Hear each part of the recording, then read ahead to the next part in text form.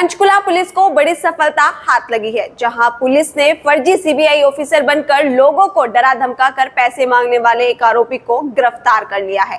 पंचकुला में सीबीआई ने कुछ फर्जी अधिकारियों ने पहले लोकल पुलिस की आंखों में धूल झोंकी और पुलिस कर्मी के साथ ही एक कोठी में पहुंचे और मकान मालिक को देश विरोधी गतिविधियों का आरोपी बताकर लाखों की डिमांड कर दी। तभी घर के मालिक को शक हुआ, जिसके बाद उसने डायल 112 को इसकी सूचना दी, जिस पर डायल 112 ने आरोपी को गिरफ्तार कर लिया।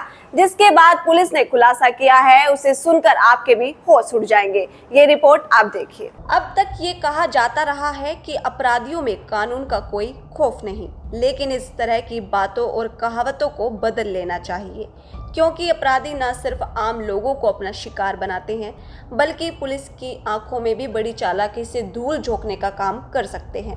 पंचकुला में ऐसा ही एक मामला सामने आया है, जहां एक अपराधी किस्म के व्यक्ति ने पहले स्थानीय पुलिस को बेवकूफ़ बनाया, पुलिस से ही एक मकान का पता पूछा और चाय पानी पीकर पुलिसकर्मी के साथ ही वारदात देने के लिए एक कोठी में पहुंचा, जिसके बाद मकान मालिक को डराया धमकाया गया और लाखों की डिमांड कर दी गई। देखिए 11 बजे के आसपास जो है एक व्यक्ति वहाँ चौकी सेक्टर 2 पंचकुला में आता है और हमारे चौकी स्टाफ को बोलता है कि मैं सीबीआई से डीसीपी हूँ और मुझे एक इंक्वायरी के सिलसिले में फलां कोठी पे जाना है 803 नंबर, मुझे वहाँ का पता बताएं। तो मुलाजिमों ने उनको प्रोटोकॉल वाइज, अभी ये गवर्नमेंट ऑफिसर हैं, इनको चाय वगैरह पिला कर एक मुलाजिम जो है वहाँ पे इनके साथ भेजा। तो इनके साथ एक व्यक्ति और थे। तो वहाँ जाते ही जो मकान मालिक है, इन्होंने बैल वगैरह किया, तो उन्होंने गेट खोलने के बाद में अंदर चले गए।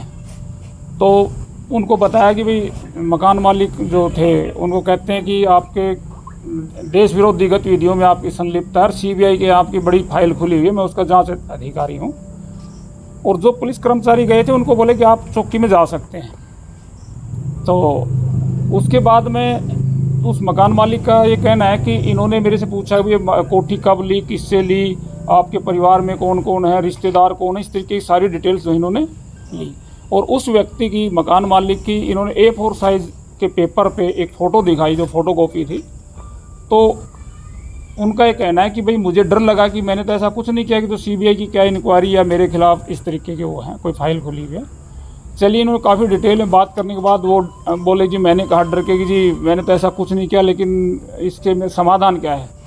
तो उस व्यक्ति ने ये कहा कि आप 1 लाख रुपया और एक आईफोन अगर मेरे को देंगे तो मैं आपके हक में जो है इंक्वायरी रिपोर्ट बनाऊंगा।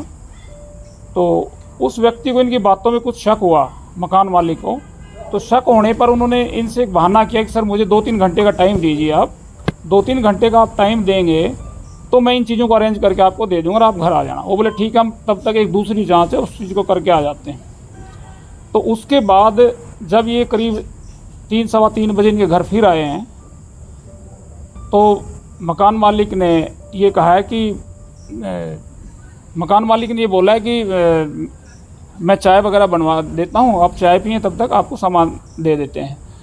उन्होंने क्या किया कि वहाँ किचन वगैरह में जाके उन्होंने पुलिस 112 पे डायल किया है। 112 पे सूचना आने के बाद 112 से गाड़ी गई वहाँ मौके पे, और साथ ही हमारे चौकी इंचार्ज जो है चौकी सेक्टर 2 से सब इंस्पेक्टर देवेंद्र सिंह और इनके साथ स्टाफ पहुँचने पर जो उन 2 व्यक्तियों में से एक व्यक्ति जो है उसको कुछ अंदेशा हो चुका था कि यहाँ कुछ पुलिस आ सकती है, तो वो अपनी स्कूटी लेके वहाँ से पुलिस के पहुँचने से पहले ही चला गया। और जो व्यक्ति वहाँ पे पुलिस को मिला वो दानिश इकबाल करके उसका नाम है।